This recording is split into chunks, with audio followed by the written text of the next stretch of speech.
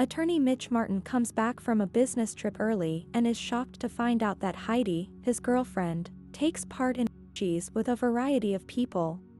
She claims it is purely sexual. Nevertheless, Mitch does not want to continue the relationship. Mitch encounters his high school crush, Nicole, at his friend Frank's wedding party. He is drunk and does not make a good impression, accidentally spilling hot coffee on her and then trying to drink it off of her dress. After breaking up with his girlfriend, Mitch goes house hunting. He finds a house located near the campus of his fictional alma mater, Harrison University.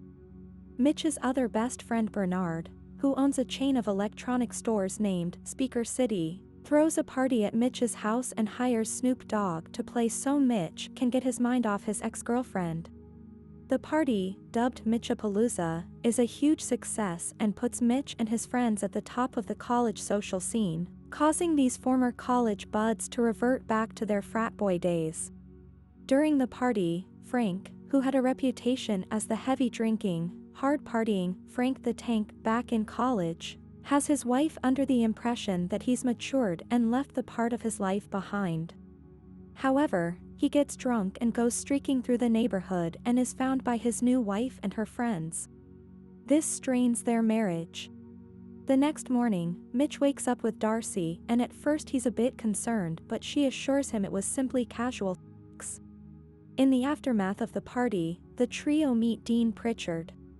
The dean is a childhood acquaintance of the three men, but since he was the butt of most of their pranks, his actions throughout the film are rooted in vindictiveness. Pritchard happily informs them that the house is specifically designated for social services and community housing. Therefore, Mitch, Frank, and Bernard must either move out or meet the dean's criteria in order to keep Mitch's house. For this reason, it is Bernard's idea to start a fraternity that is open to anyone. Although Mitch is initially reluctant to accept the notion of turning his house into a fraternity, he is essentially obliged to agree with the idea. Mitch gets dubbed the Godfather. He still tries to keep his work life and fraternity life apart.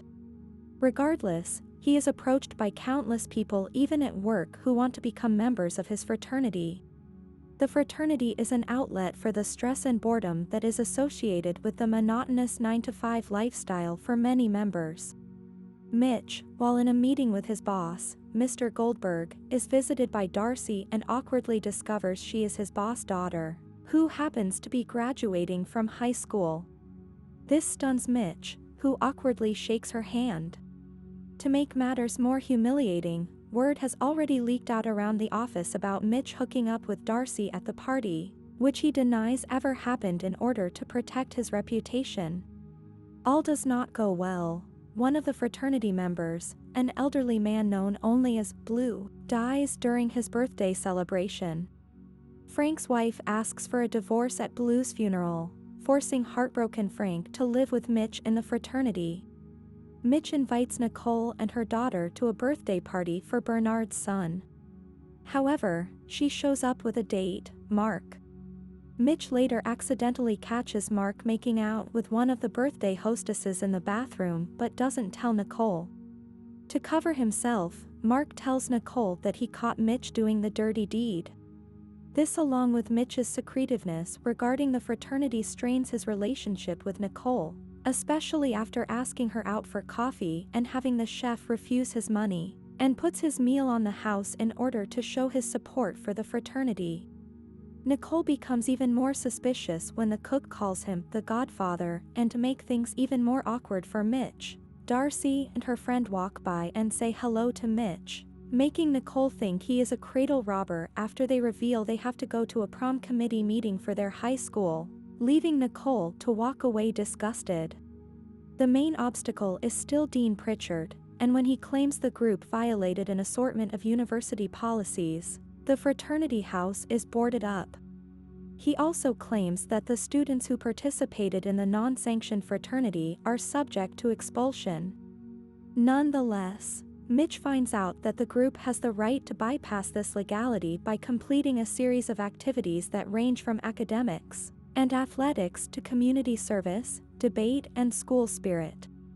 The men are able to complete all of the activities successfully, but since the deceased member of the fraternity was still on their roster, the group's averages were brought down to 58%. Consequently, Dean Pritchard tells them the university's decision stands. The student council president Megan Huang was bribed by the dean to revoke the fraternity's charter. Frank is able to obtain a tape that reveals the dean bribing Megan with admission to Columbia Law School, since she is head of the student board that approved of the fraternity's campus status.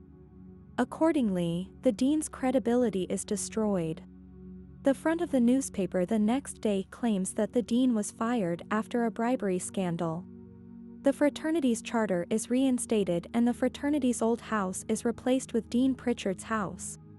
Nicole visits Mitch at the old fraternity house to mend their relationship, and it is implied that they get together. I hope you enjoyed the video.